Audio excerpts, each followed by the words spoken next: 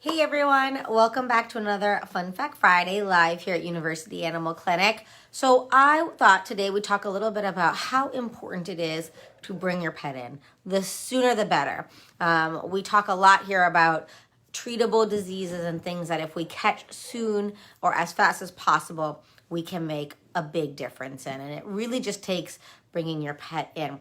There's only so much I can do without seeing them. So having your pet come in is so important, and coming in at the first signs of problems, and even as just preventative. These are some things that we can find, which is preventative exams. We can find things like heart murmurs that maybe you don't have any symptoms, but we can start talking about what to watch for and when we need to start treatment and when all of that should happen. Things like kidney disease, we can find on just regular annual blood work that we're doing as a preventative measure, but we can catch kidney disease before you see symptoms and start simple things like changing the diet, adding more water into their intake, things like that that can help with improving the health of their kidneys and giving them more longevity by just making simple changes. Hepatic disease is another one that we can diagnose with just simple blood work. Liver changes can show up, and we can look at things like liver protectants, like SAMe, a milk thistle, that can help keep that liver healthy and maybe even reverse some of that damage that may have occurred over time.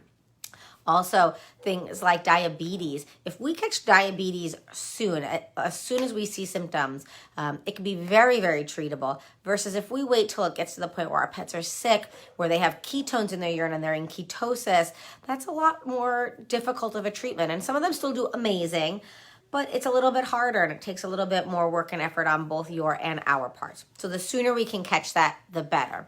And that's why I feel like our preventative care packages that we have here are so important. For one, they have free exams on them. So at least it takes cost out of the equation. So if our concern about bringing our pet in is we brought them in a bunch of times already and it's starting to add up, things like that, these plans do have those free visits in there. So just for a doctor to feel your pet, to listen to your pet, to do those exams, it's got blood work on there too. It doesn't have any additional cost. So we can make sure that we're not missing something.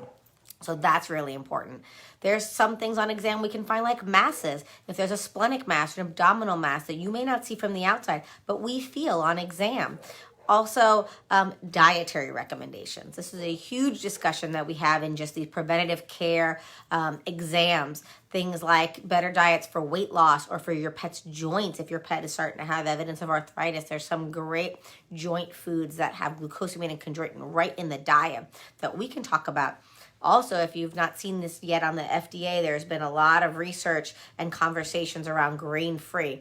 And I've done a whole nother Fun Fact Friday. You can find it here in our video list. But that's a whole nother subject about what we're finding with grain-free and what that means. But that's part of that conversation when we talk about what food your pet's on and what can we do to make sure that your pet lives a long, happy, and healthy life. And isn't that what we're all here for? It's just making sure that we can do that and provide that for our pets.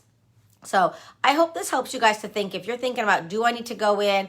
Do I not? Call, because of course we can help. And then if our nurses don't know, they can put it to us to call. But a lot of the times we're going to recommend that you come in so I can see you.